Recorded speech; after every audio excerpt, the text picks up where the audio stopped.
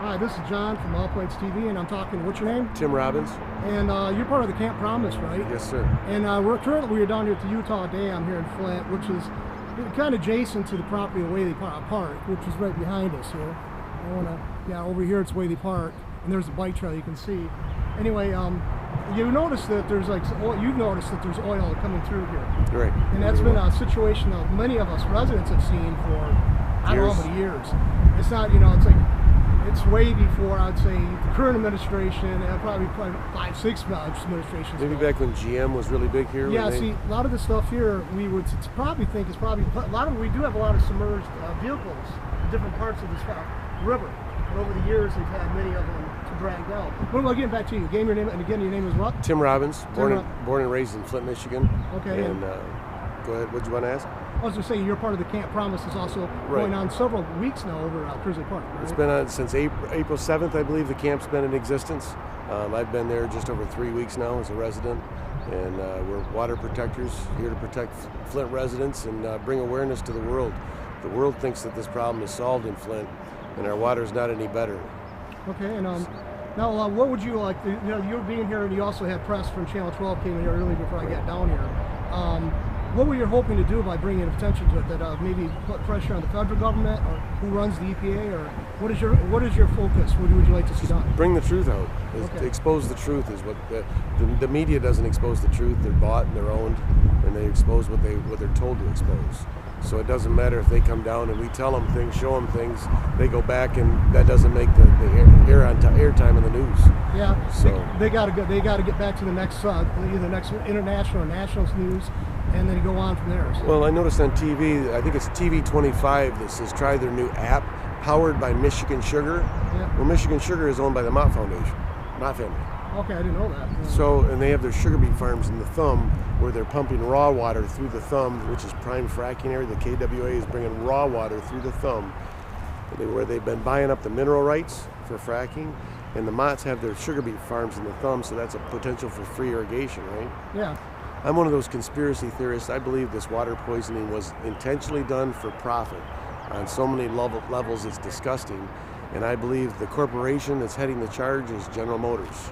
Okay, now see, I remember years ago I heard stories about people trying to point out the pollution going on back in the 50s, 60s, even back then, 50s, even before environmentalism and environmental concerns became a major hot topic issue, and a lot of people were just silenced by basically saying, okay, we can pull the factories out and you lose your job, and then everybody jumped on the bandwagon against that. See, I'm not talking about the toxins that the factory releases. I'm talking about intentional poisoning.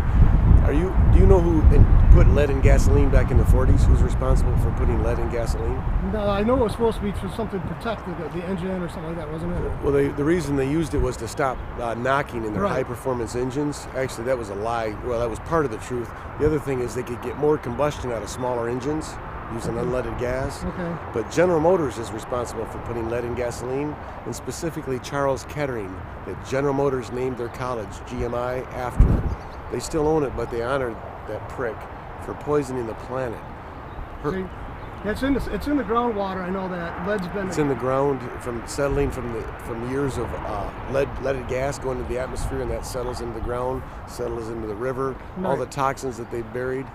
By the way, currently, if you're involved in big pharma and you're a corporation and you want to play both sides of sickness, like you played both sides of the war, like GM did and Ford did and all the other companies.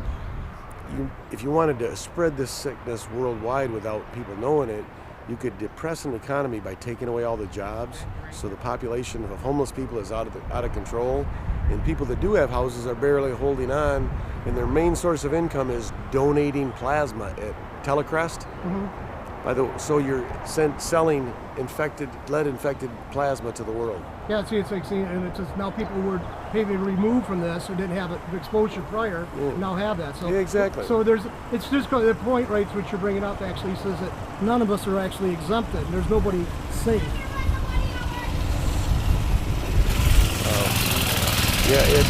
Nobody's safe. So if you think this is a Flint problem, wake up. If you're one of those people that says, why don't they just move if they don't like it? Because no one in Flint has any money. No one has vehicles. You can't pack all your belongings and put them on a bus and take them to no destination because you don't have money. There's quite a bit of truth to that, because I know that a lot of people do feel like they're trapped. I mean, I've said kind of cynically, and I'm from Flint, I have All Points TV, and I try to do what I can for Flint, but I would say if anybody had a large sum of cash dropped in their laps, I think the first thing they do is probably get the hell out of here. I really do. By the way, back up to the end of the Civil War when slavery supposedly ended, John F. Kennedy said in a speech 7 days before he was assassinated that there was a plot to enslave every man, woman, and child in this country. Before he left the high and noble office, he was going to expose the evil plot. I believe it was economic enslavement. And I believe GM's tied in heavily with big oil and gasoline. They sell a radio, a top-end radio once, so they can make that money once. The product you got to buy over and over and over and over again for the life of the vehicle is gasoline and oil. Right. So it's a no-brainer they're involved. But if you're Prescott Bush, who made your money in Texas oil, by the way, Prescott Bush personally funded Adolf Hitler with Texas oil money, helped him rise to power. His son was George Bush, our president, and his grandson was president also. I would think a guy like that might not want slaves around anymore. And if he wants to, under the radar, infect slavery on the north and the south will rise again, I think he came up and talked to William Crapo Durant and Joshua Dallas Dort and said, bring all those folks up from the south and put them to work, and I'll show you how to get cheap labor. You can build more cars, I can sell more oil and gas. And in the early 1900s, they came to Flint by the thousands. There wasn't adequate housing. They lived in tent cities along the Flint River. General Motors in 1919 was the largest auto manufacturer, and simultaneously they became the largest home manufacturer, started the Modern Housing Corporation, and built 5,000 houses in Flint. Yeah, I remember the Hall of Flats where you talk about the camps. Basically, a lot of them were like just shacks, lean-tos they built along the river, and they constantly got flooded out. And there's still houses in that area, I guess, but I remember. But anyway, I know that there's always been something here that drew people here to come to the create business. And let's face it, we all knew a lot of these people in the past did get a pass because there was no regulations. There was very few in place. I remember talking to one college professor over at Mott, and she was like, I think it was a biology teacher, and she and her husband had both been there, but I was talking to her after her husband died, and Gilkey Creek, which runs through the, would be the Mott estate, behind what we consider through the Mott campus. She pointed out the window and said, each day we used to have a different color flow here. And she said this is like, she was talking about in the late 60s, early 70s, and the efforts actually did get that part cleaned up. But I mean, I can't remember the woman's name because I wasn't somebody I had for class. We just started talking in the hallway one day. And it was interesting because I was a kid at the time. I knew that there's right now here in Flint, right here where we're at now, because I live not too far from here, you can just smell this odor that comes late at night, early in the morning, that you can actually taste it in your mouth. It will numb the tip of your tongue. Right. I heard it's been benzene or something like that. Some people said it's benzene. There's a plant across the river. I don't want to say it close up, but I mean, they're dumping, somebody's exposing us to something, because that can't be good for it. I agree. I smell that. So anyway, I'm going to try to get some more other people. All right, thanks. Your buddy's saying, if you want to, go to, this could be on All Points TV on YouTube. Right. And I'm going to hope that people can hear us with all this wind, but I can't move it in because I want people to see what we're talking about. Right. So you have somebody else we could talk to. We're doing one again. You want to do an interview? Yeah. Would you? You're a water protector. I am a water protector. Okay, I'll let you. Your name is? Anessa Connor. Now, are you from the Flint area yourself? I am from Portland, Oregon. Okay, so you're outside this area, and you're probably taking a lot of. Well, you're probably not in your comfort zone being here currently in Flint. Well, I have heart attachments here. I grew up in Crown Point, Indiana. Okay. We swam in Lake Michigan. Okay. And I came here from Standing Rock, and it's a global fight. You can pick a spot on the map right now to go be a water protector. There's so many oil lines, fracking lines, mining. They're taking the land to mine uranium, mine copper. So I mean, there's a plethora of options, if you will, to become a water protector. And I just had to come pray with the water and donate a carload of food and do my part. I don't really know how to help yet, but awareness I know is the first part. So I was sad to come here and have to see oil right there. Like, it was that quick to find. But I just prayers up for people in Flint and stay strong. And now, again, I asked the first man I asked, Tim there, what would you like to see that come out of raising awareness? Would you like to see maybe the cleanup? They already cleaned up the river further down for contamination happened 80 to 100 years ago. And that was running a long time plant that closed up. What would you like to see result as as a protest or bringing awareness to? What would you like to see be the result of that? The veil lifted and all the lies of it's been cleaned up and it's been contained and there's nothing to fear here, when clearly Flint wouldn't be in this condition if things were healed. Yeah, it's like I said a few years ago, again, a friend of mine who brought my attention to your presence here today, and he and I are walking across the over the bridge on Door Highway side. Yeah. And he points out, look, and I went there and I pulled up my iPhone, and there's this goo coming out of the water plant, and we posted that. This is before he got his critical mass and everything else, and it was. And so a lot of people watch that, and I'm a person who likes to see industry and stuff like that, but we all want to be prosperous, but you want to be prosperous for a reason in life. If you're not having your life where you got to worry about carcinogens in your water, but you're you not can't living cut much your of a own life. head off to get out of a trap. Right. So that's what I like to say. It's like, and I don't know initially if the people were aware. I mean, we're finding more about chemical exposure now. Right. So to vilify the people in the past is kind of unfair, because they didn't a lot of them didn't know. We do know more now. Right. So there's no real excuse for that. I'm not pointing fingers at anything. I'm pointing fingers at a river that I see oil leaking in. Yeah, and nothing being done about it. See, we're kind of common. My friend and I were talking about that. We're kind of used to seeing the oil slicks going through here, because I mean the storm drains drain right into the river, and people who have leaky cars or stuff that leak oil just wash right into the water. And it's like the EPA's made several recommendations, amongst them being closing down or destroying some of these dams we have built along the Flint River to return river quality. And that still hasn't been, I don't think, followed through on. Right. So, the water levels artificially been pushed up really high, which I think in itself has caused problems too. But anyway, also like to get in. But would you have anything else to say? Or? No, thank you. My name is Tony. And would you like to say something? Okay. I'd just like your name and where are you from? I'm from Oregon. Okay, and your name is? Jeannie Maloney. No, you and the woman I just spoke to are from this? We travel together. Okay. Yes. Now, you would you consider yourself like an activist? I mean, that becomes a dirty word for some people. The right and the left basically have their people who are spokesmen. What would you consider your title to be, or your role? A concerned citizen. Okay. Someone who knows that the future of this country depends on clean water, clean rivers. The rivers are the lifeblood of every system. My children, my grandchildren are going to want these rivers, these waters. And I think the biggest thing is the fact that this isn't something new. Flint, Michigan isn't new. This polluted river isn't a new thing. This river's pollution has been going on for 100 years. But today, that's the difference. Today we know what pollution is. We know what creates pollution. We know how to clean it up. It's when there is complete the ignoring of it, the allowing it to happen, the disinterest by the people that have the power to do what needs to be done. So somebody has to care for the human beings that depend on water.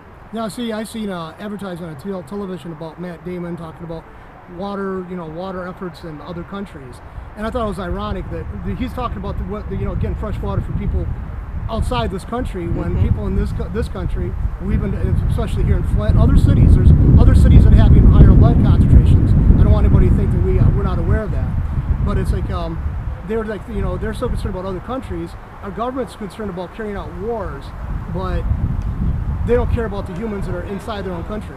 That's what. When we live in a home where we have fresh water at will, we have water that we believe we can trust, and if we feel like we can't trust it, if we live in a place in this society where we can purchase what we need, it's so easy to see the disparity in third world countries. It's so easy to see the problems that are there, because in my country, when I'm comfortable, I think that all Americans are like me.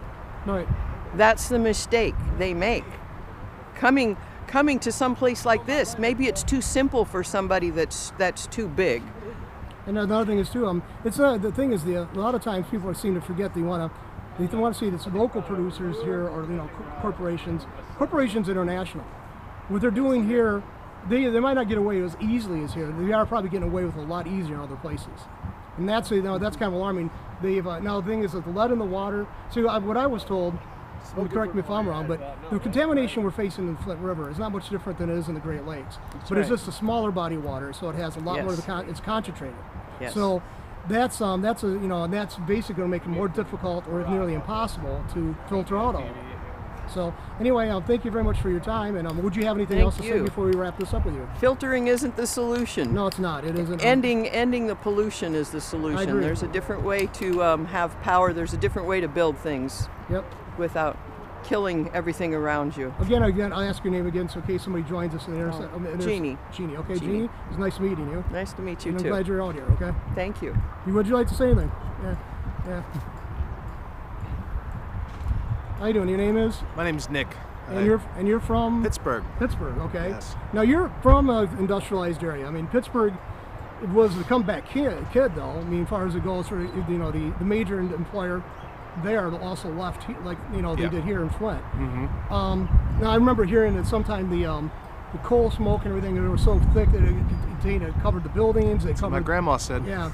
I know your age, so Yeah. how old are you? 35. 35. See, so I'm a little bit older than you, and I remember I had a friend of mine. She lived in Pittsburgh, and she talked about all the great amenities they had there. But she talked about it. She's my age at that time, and this was the 80s. But she said how it had been before because her family had lived there, and it was really, really terrible conditions. I mean, it was almost like the London fog there in Pittsburgh. But anyway, it's because of coming from Pittsburgh. Is that the reason why you're more attuned to this kind of stuff? Or? Yes, the lead in Pittsburgh's water tested as high as Flint's, and it's just beginning in Pittsburgh. What Flint has went through 3 years ago, it's just starting to come out. So I see this is where Pittsburgh's going to be 3 years into the future.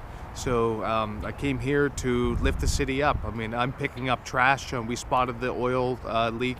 And just doing whatever to raise awareness that we got to take care of what we have. We got to take care of the rivers. We got to take care of these beautiful parks.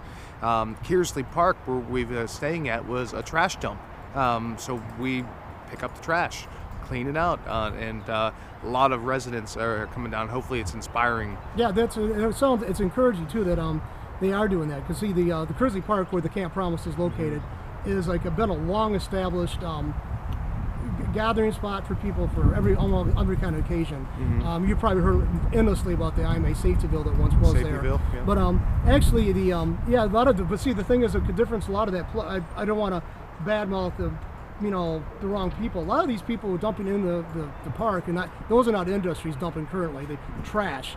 These are people who are bringing their stuff because they're frustrated with the facility, or they just don't want to pay for removal. So that's frustrating, because you go by, see it all cleaned up. A day later, it's like you got a pile. We had this happening over at Whaley Park. Mm-hmm. Somebody dumped stuff in here and just left it way on the side there, up near the soccer fields. Just a whole, they cleaned out a house and dumped all the debris there. Wow. And because it's kind of a remote location, a dead end, it's hard for people to monitor it. Mm-hmm. And so they got away with it. To my knowledge, they did anyway.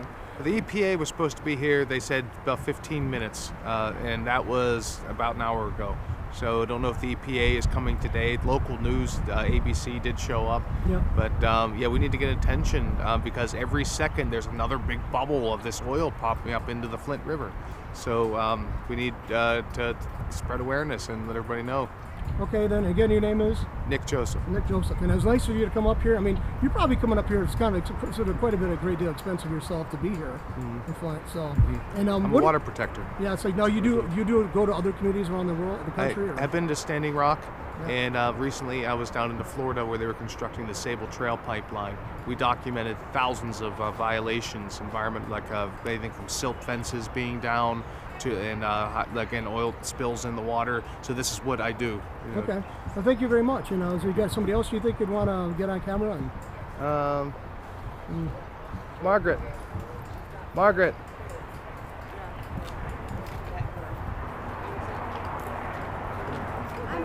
Okay. All right. Okay. How you doing there? Hi.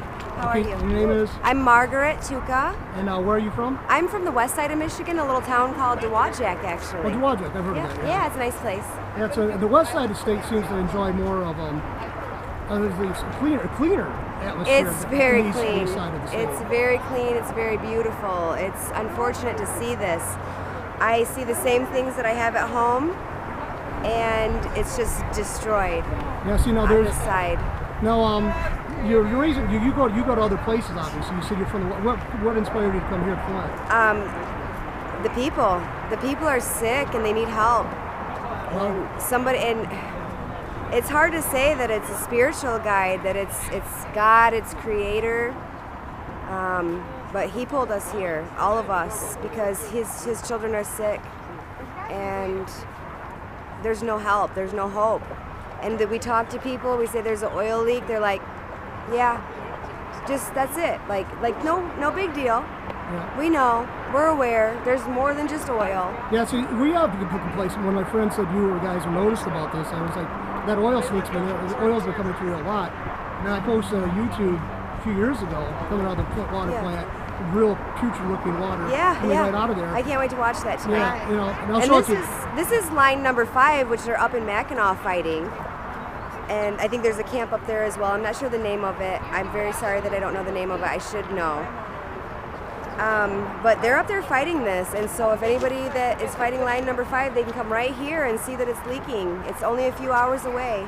Yeah, So come see it. It's Utah Dam, and then if you just walk to the dam and then take a left a quarter of a mile down the bike path, there's another one. It's big, and you smell gasoline coming. It's almost like diesel fuel or something coming right out of the water pipe, and it just pours right down into the river. yeah, see, Right into the river. the residents will tell you, at certain times of the night, early in the morning, you can open your door. I do because I let my dog out because I live right near here.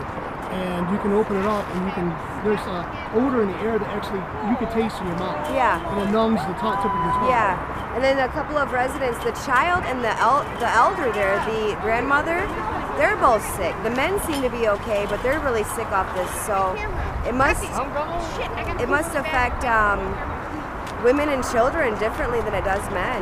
Well, see, another thing is too, we've had Flint and other industrialized areas, but I know Flint has a really high cancer rate. It has Yeah. historically for 60, 80 years Yeah. I'm aware of. So. And it's not acceptable. Right. Nothing should be in that water but water. And sediment maybe. Water, well, water and rocks Right. and dirt. Fish, well, there should be fish. I'm just crayfish. saying liquids, let's talk about liquids right now. Okay. Nothing but water should be in that water. So, okay, well, thank you guys very Thank much. you. Do you have anybody else, or did we get everybody? Because I want to give everybody equal time here. I think I'm okay. I don't know. Okay. Lakota, did you talk?